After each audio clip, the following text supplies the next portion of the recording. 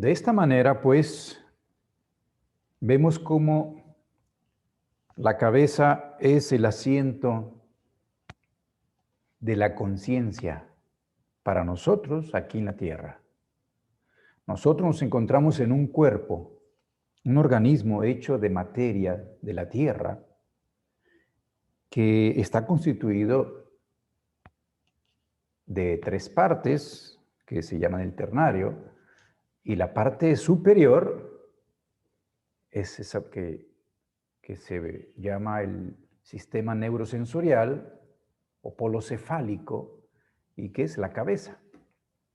Y ya vimos sus características que son necesarias para que nosotros podamos pensar y ser conscientes. Y mencionamos cómo el cuello nos conecta porque ahí está la laringe. Y a través de la laringe, que todavía es un área pues muy conectada con la cabeza, se expresa con el verbo, con la palabra, lo que pensamos. La laringe es un órgano muy especial que hace relación con la fuerza creadora misma que está en la cabeza. Porque a través de el sonido que emite con la palabra, tiene un efecto que puede ser creador. Y por eso se llama que en el principio era el verbo. Así que a través del habla nosotros ya estamos manifestando esa segunda característica típicamente humana. Una es el pensamiento, la otra es el habla. Y esto es lo que conecta con el tórax. Y entonces el tórax ya es un sistema que no está completamente cerrado, que no tiene la forma redondeada como la cabeza y que tiene ya la presencia de cartílagos.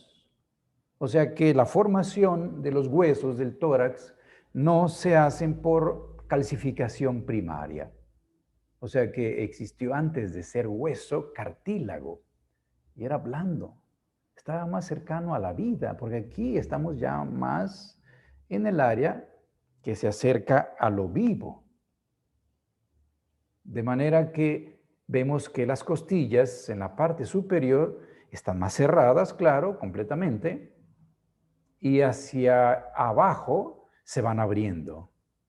Y llega un momento en que aparecen las costillas llamadas flotantes, que no cierran completamente más que con una parte de cartílago. Ahí vemos cómo es que viene del proceso cefálico la formación hasta el abdomen, que es el área más viva del organismo. Pero observando el tórax, nos damos cuenta que, a diferencia de la cabeza, ya hay un movimiento.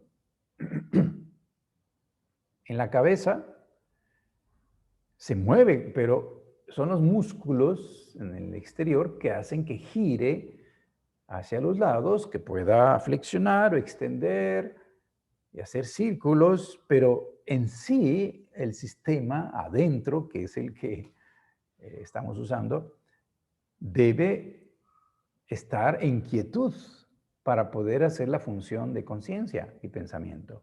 Por eso es de que una conmoción, un golpe, puede mandar a la inconsciencia. Se llama el desmayo por un golpe muy fuerte en la cabeza. Pero aquí en el tórax, que ya vimos que tiene una presión negativa, quiere decir que ya es un sistema totalmente distinto, en donde el movimiento aparece con una característica rítmica, porque hay dos órganos principales ahí, que es el pulmón y el corazón. Y los pulmones, pues son dos. Eso ya nos dice que hay una conexión más directa con la cabeza. Los pulmones se conectan más con el polo neurosensorial frío, terrestre, cefálico. Y el corazón es un órgano único que se conecta más con el área metabólica, con el área biológica inferior. Y todos podemos darnos cuenta que de estos dos órganos solo tenemos acceso consciente a uno de ellos. Y es precisamente el que está conectado con la cabeza, y ese es el pulmón. Por eso es de que un adulto normalmente puede hacer su respiración consciente.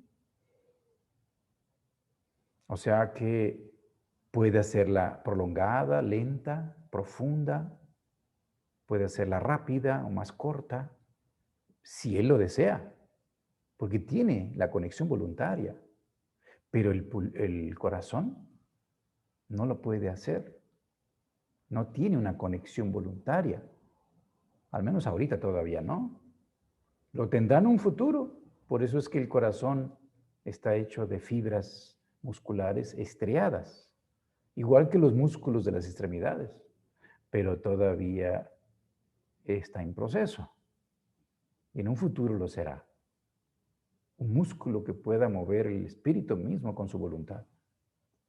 De manera que este proceso de ritmo que se expresa en la inhalación y la exhalación por los pulmones y con el corazón a través de la dilatación y la contracción, se está dando la posibilidad para manifestar la segunda facultad dentro de este ternario humano. Aquí vimos que está el pensamiento, que tiene de base la quietud, la frialdad, procesos de mineralización, cristalización, relacionados con la muerte y la tierra. Aquí tenemos ya un movimiento rítmico y este proceso conecta con esta parte para relacionarse con lo puntual, el detalle, la claridad, la precisión. Y la otra, que es la parte biológica, donde se percibe el conjunto, la totalidad. Entonces, este movimiento hace posible la sensibilidad, el sentimiento. El ser humano en la cabeza puede estar despierto si piensa. Si no está pensando y solo está imaginando, puede empezar a soñar despierto. Despierto porque está aquí, no está dormido completamente. Pero una persona ya puede estar soñando, como a veces sucede con los niños, estando despiertos, con los ojos abiertos. Entonces se llama está soñando despierto. Pero aquí en el tórax, en realidad no podemos estar plenamente conscientes, porque el pensamiento solo se realiza aquí. O sea que alguien cuando quiere estar realmente, completamente aquí presente, despierto, tiene que pensar, colocarse en el momento, a través de reflexionar profundamente sobre algo. Está despierto y consciente con ello. Pero aquí está otro estado de conciencia, que es el sueño.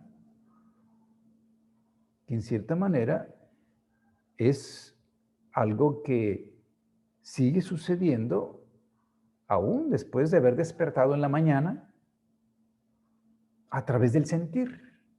A través del pensar podemos estar ya despiertos, pero en el sentimiento permanecemos un poco abajo de la conciencia.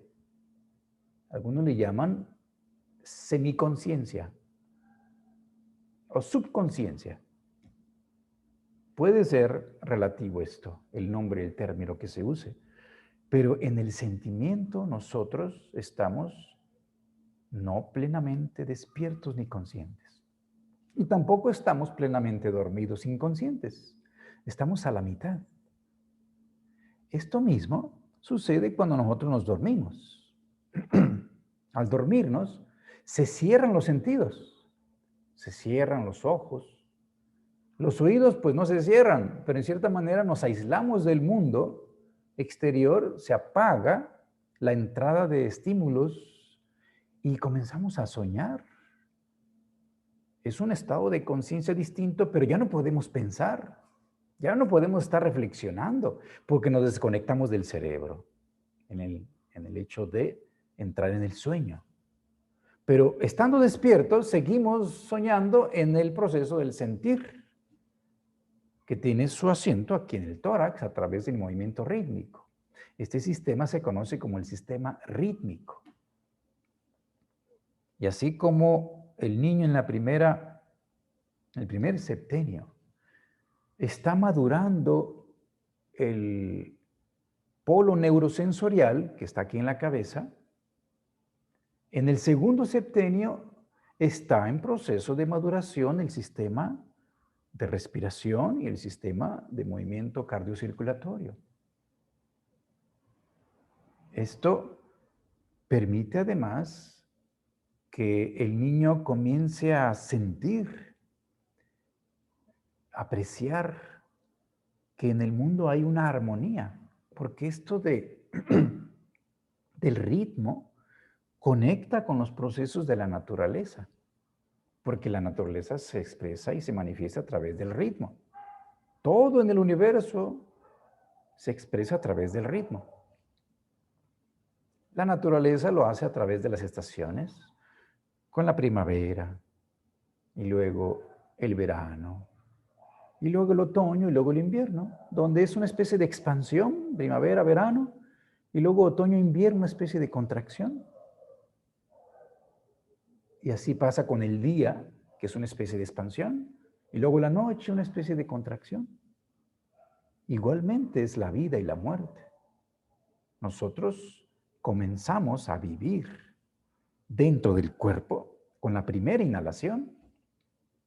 Entonces expanden los pulmones. Y cuando exhalamos, en cierta manera, hacemos un proceso de salida, no total, porque moriríamos, pero así es, con la inhalación está la encarnación vinculada y con la exhalación la excarnación. Y cuando se hace la última exhalación, dejamos el cuerpo y abandonamos el mundo físico. Entonces, este proceso se alterna pues en el hecho de que podemos dormir y abandonar temporalmente el mundo físico y luego en la mañana volver a tomarlo, entonces vuelve una especie de inhalación, en la noche vuelve una especie de exhalación. Entonces, el sentimiento es una facultad que en el ser humano puede ser consciente, pero en sí el proceso no es plenamente consciente. Me refiero que puede ser consciente de que está registrando esas emociones o sentimientos cuando algo le atrae, le simpatiza, o algo no le atrae, le antipatiza, le es antipático. Y esto se llama la fuerza de atracción y de repulsión, que en los animales existe también. Ellos tienen emociones, sentimientos de simpatía y antipatía. Pueden estar sintiendo temor o pueden estar sintiendo confianza, alegría, tristeza, dolor, placer. Esto es lo que nos transmite la sensibilidad, que por supuesto cuando hablamos de sensibilidad a nivel anímico del alma, pues es sentimiento. Y cuando le llamamos sensibilidad corporal, le llamamos sensación. Entonces decimos, estoy sintiendo frío. Es un sentimiento, pero a través del cuerpo. Y se dice, es una sensación. Pero cuando yo estoy sintiendo alegría, podría alguien llamarle es una sensación, pero está conectada con el alma y entonces se le llama emoción.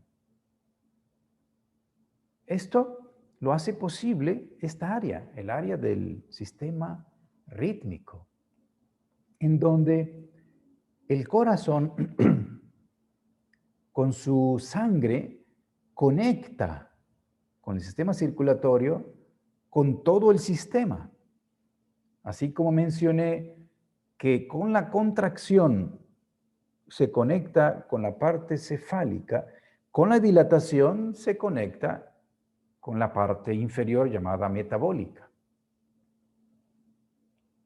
Y es una mediación que se está haciendo constantemente, en donde ya vemos que a partir del diafragma, que es el principal músculo de la respiración, hacia abajo, está esta otra área bien diferenciada y separada del tórax. De manera que, así como en el tórax existe la presión negativa, en el sentido de que si alguien se perfora, pues va a entrar aire, porque hay presión negativa. Pero ya en el abdomen vuelve a haber presión positiva. Y es en el abdomen donde se encuentra el asiento de esto que se llama el polo metabólico, el polo biológico, en contraste con el polo neurosensorial de la conciencia. Porque aquí, al llamarse biológico, metabólico, lo que rige es la vida, el movimiento, la reproducción, el calor y todo aquello que tenga que ver con el metabolismo. Ahí está la asimilación a través de la digestión, ahí está el constante proceso de llevar a las células lo que necesitan con la sangre y eliminar las sustancias de desecho, etc. Es el metabolismo, en donde nosotros no tenemos conciencia. Ahora sí que ahí estamos completamente dormidos. Por eso, en cuanto tragamos un bocado, una porción que tenemos en la boca, nosotros enviamos eso al sistema metabólico. Claro, a través del esófago, es una parte que está en el tórax, pero luego conecta con el estómago. Y ya en el área del abdomen, no sabemos cómo lo hacemos, pero cada quien hace la digestión. Cada quien hace sus procesos de asimilación de manera personal, individual. Y cada uno es distinto. Lo que a uno le cae mal, a otro le cae bien. Pero somos inconscientes. Estamos haciendo allí inconscientemente ese proceso. Y por eso se dice, si aquí estamos despiertos, conscientes, aquí estamos soñando, semiconscientes, acá estamos dormidos, totalmente inconscientes. Y allí se manifiesta la voluntad, la capacidad de actuar, de hacer. Por eso se va en su extensión hasta las extremidades, a los músculos de la voluntad, músculos voluntarios, con los brazos y con las piernas, con los cuales podemos expresarnos y actuar en el mundo. Pero su fundamento está aquí en el metabolismo. No somos conscientes cómo es que movemos la mano. Registramos el movimiento, lo percibimos aquí, pero no supimos cómo dimos la orden para mover la mano y abrir los dedos o empuñar, o solamente un dedo o el otro. Lo hacemos voluntariamente, pero no sabemos cómo lo hacemos. Es un proceso misterioso, maravilloso, que no se hace a través del sistema nervioso, ¿ya? Aquí se necesitó el sistema nervioso, el nervio, para la conciencia y el pensamiento. Acá se necesita la sangre. La sangre es conductora del impulso de la voluntad. Y es por eso que Rudolf Steiner menciona claramente que los nervios, llamados motores, en realidad siguen siendo nervios sensoriales. O sea, nervios que perciben, porque todo nervio es un receptor de información. Pero esos nervios llamados motores para mover los músculos, lo que están percibiendo son las extremidades. Y por eso cuando una persona se lesiona esos nervios llamados motores, lo que no puede percibir es sus piernas. Con el nervio aferente, que es el que va del exterior hacia la médula, percibe el mundo exterior. con el nervio eferente que va hacia los músculos, percibe las extremidades. Y es por eso que puede moverlas. Entonces, si se lesiona, no es que se lesionó una función motora, sino la capacidad de percibir los órganos motrices, que son los músculos. Pero el nervio sigue siendo parte de ese sistema receptor de percepción sensorial. Y con la sangre percibimos todo lo que está dentro. Cuando una persona pone en su boca determinado alimento, la sangre que está en su boca capta ya qué es lo que está comiendo y manda la información a través de la sangre al sistema digestivo para que produzca las enzimas específicas para digerir eso que está ingresando al cuerpo. Lo digo porque se han hecho experimentos cortando los nervios en animales,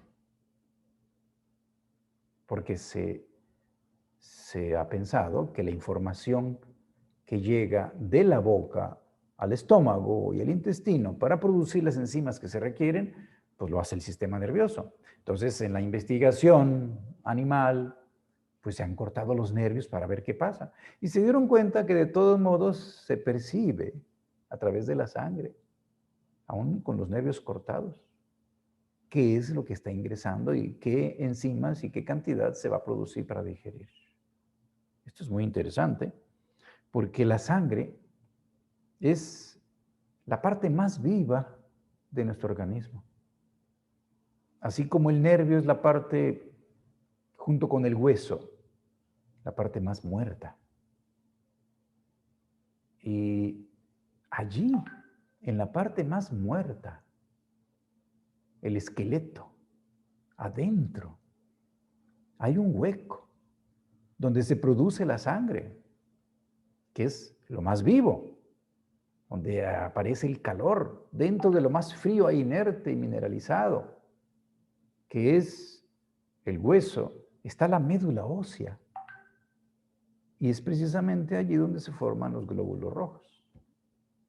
Se forma la sangre, en el lugar más inerte y muerto, pero no en los huesos de la cabeza. Allí no hay médula ósea, solamente en los huesos largos. Y claro, en cierta manera también los del tórax, pero en especial los huesos largos del metabolismo. Porque la sangre es ese sistema, ese órgano líquido que impregna todo el organismo, que es el instrumento del espíritu para actuar inconscientemente en cualquier parte donde se requiera. Así que si alguien necesita digerir, entonces envía más sangre al estómago, sobre todo cuando alguien toma algo frío.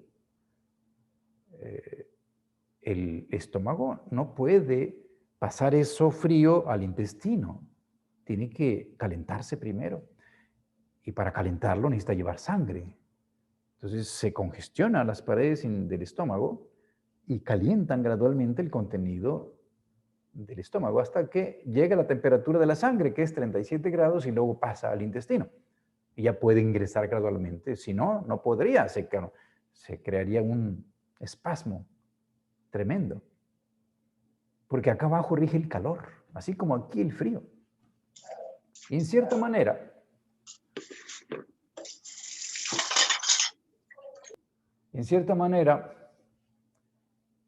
la característica del nervio tiene que ver más con la muerte y la sangre con la vida, y por lo mismo el calor se relaciona con la vida y la luz, que es el otro factor que mencionamos cuando hablamos del azúcar. El otro factor que está en lo que absorbió el vegetal del sol es la luz. Y aquí en el organismo, la luz aquí se manifiesta a través del pensamiento. Y por eso es que cuando alguien piensa, genera claridad. Y decimos, ya está claro. ¿Sí? Se puso a reflexionar, a pensar, y genera claridad, es luz. y acá abajo es el calor, que es la base de la voluntad y de la acción. De manera que por eso aquí es esa quietud requisito para poder pensar y ser conscientes, y acá abajo el movimiento. Y entonces, si aquí el movimiento es rítmico, que ya empezó a existir, aquí abajo el movimiento es caótico. El movimiento es constante. Y el intestino, si dejara de moverse, puede producir la muerte. Y esto se llama el hilio paralítico. A diferencia y contraste en la cabeza, donde si hay un movimiento brusco, la conmoción puede llevar también a la inconsciencia y hasta la muerte. Entonces vemos aquí funciones completamente polares, contrastando, en donde las células se reproducen por millones todos los días en las paredes intestinales. Y aquí no hay reproducción de las células. No es necesario. La función es para la conciencia. Acá no se requiere la conciencia, entonces el proceso biológico es muy intenso. De manera que la voluntad se puede expresar allí. Y por eso es que hemos dicho ya en otros estudios que este polo, esta parte, este sistema nos conecta con el cielo, nos conecta con lo espiritual del cosmos, porque nacemos a través del vientre, a través del sistema reproductor que está aquí abajo, que es el otro polo de lo que es el cerebro y la laringe. Acá reproducimos, pero ideas, aquí las expresamos, pero abajo es reproducción celular o bien del propio individuo totalmente, que es la reproducción de la especie. De manera que eso nos permite comprender cómo es que lo espiritual se manifiesta a través de la voluntad conectándonos con lo cósmico. Y lo espiritual aquí arriba nos conecta con la tierra. Por eso se le llama al intelecto espiritualidad terrestre. No es materia el pensamiento, es espíritu. Pero en la cabeza se manifiesta de una manera con cualidades terrestres cuando se piensa intelectualmente, conectado con el cerebro. Y acá, la voluntad a través de la sangre nos conecta de alguna manera hasta inconscientemente con el cosmos. Cuando nosotros usamos la voluntad aquí en la cabeza, nosotros vivificamos el pensamiento. Porque la voluntad se puede usar aquí también. Yo quiero pensar solo esto. Entonces yo estoy usando mi voluntad. Y yo determino qué quiero pensar. Y a través de ser yo consciente y dueño de mi pensar, gradualmente puedo también liberarlo de lo que me transmite los sentidos y tener la posibilidad de darle vida a través de la imaginación, a través de la fantasía. Por eso es que los niños, como están apenas regresando del mundo espiritual, en un principio es la voluntad la que los mueve. Ellos no están pensando antes de hacer algo. Ellos actúan por impulsos de la voluntad. Están muy conectados con lo espiritual. Y por eso su pensamiento es imaginativo y su fantasía creadora ilimitada. Ellos pueden jugar con cualquier objeto. Ellos inventan todo con ese objeto. Puede ser una piedra, puede ser un pedazo de madera. Es el mejor juguete porque estimula su creatividad y su fantasía. No como ahora los juguetes ya terminados, que hasta se mueven solos y ya no tiene que hacer nada, ni pensar nada, ni imaginarse nada el niño. Todos esos juguetes que se le regalan con muy buena intención por los adultos a los niños, en realidad está impidiendo y atrofiando la imaginación y la fantasía creadora en los niños. Es importante conocer esto, porque en la primera infancia el niño está expresando esa viveza en el pensamiento por la influencia de la voluntad. No hay todavía la madurez suficiente para que haga un pensamiento intelectualizado. Y nosotros como adultos, pues ya tenemos un pensamiento más frío, pero podemos vivificarlo, darle vida, si lo sentimos. Cuando imaginamos, por ejemplo. Cuando nosotros usamos el pensamiento para imaginar, el hecho de ya usar imágenes, no palabras adentro, ya lo estamos liberando gradualmente del cerebro y le estamos dando vida. Allí puede aparecer la fantasía creadora. Es donde el cerebro, como órgano de la luna, nos permite conectarnos con esto de la fantasía, la sana fantasía que influye desde la luna. Que claro, en el extremo puede ser alguien lunático. De ahí la palabra, ese es un lunático. Porque se perdió el control y hay algún disturbio, algún trastorno, y le llaman loco, ¿no? Pero otro nombre sinónimo es lunático. Y tiene que ver con la luna porque la luna se refleja aquí, es la fuerza planetaria que forma el cerebro para hacer una función de reflejar la luz, de reflexión, de espejo. Y todavía se le llama a los espejos lunas, porque se usaba precisamente el metal que se relaciona con la luna, que es la plata, y es la que más refleja la luz. Y curiosamente aquí abajo está el plexo solar, ¿no? Alrededor del ombligo. De cierta manera nos conecta más con el cosmos. Si esto es más con la Tierra y con la luna que refleja el cosmos, acá sería más con el sol, que tiene su centro en el corazón. Pero la sangre, pues se conecta con todo el organismo y lleva esos impulsos del espíritu para que lo que está pensando lo pueda sentir y a través de la sangre llevar incluso las imágenes transportadas, porque es la sangre la que transporta las imágenes. Cuando en el pensamiento incluimos la voluntad, aparece la imaginación y la fantasía creadora. Pero las imágenes son transportadas por la sangre. Lo que hace el nervio es llevar esa imagen a través de impulsos electroquímicos para que el cerebro las perciba. Pero para que puedan incluso ser transportadas y ser grabadas en la memoria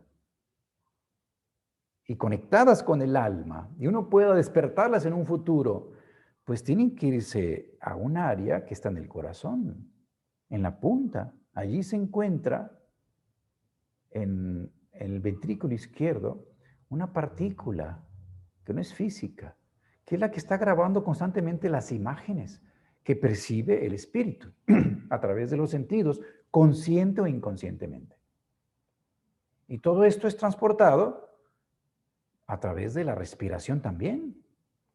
Y todo esto se lleva hasta esa parte del corazón y ahí se graba. La vida de uno está grabada allí. Es la memoria a la cual no tenemos conciencia en todo momento. Pero si uno medita y uno intenta recordar qué hice hoy, ayer, la semana pasada, uno puede tener acceso a lo que está grabado allí. De tal manera que en algún momento se va a desplegar cuando nosotros dejemos en la última exhalación del organismo y aparezca el panorama retrospectivo. Todo eso fue grabado por la sangre. De manera que tenemos pues aquí tres funciones o facultades fundamentales en el ternario humano. El pensamiento, a través del cual somos conscientes. La voluntad, acá en el polo metabólico, en la cual nosotros no somos conscientes, estamos dormidos. Y aquí en el centro, el sistema rítmico, a través del cual manifestamos el sentimiento, que incluso ya lo hemos vinculado con las facultades superiores que en todo ser humano están en potencia a través del pensar imaginativo, a través del sentimiento inspirado y a través de la acción intuitiva. Porque a través de aquí dijimos que se manifiesta la imaginación, a través de aquí, de esta área, se manifiesta la inspiración. Y a través del metabolismo y la voluntad pueden aparecer estos impulsos desde lo más profundo de nuestro ser, que conocemos como intuición. Así que este sería el ternario humano manifestado a través del polo neurosensorial, el polo metabólico biológico de las extremidades y el sistema rítmico.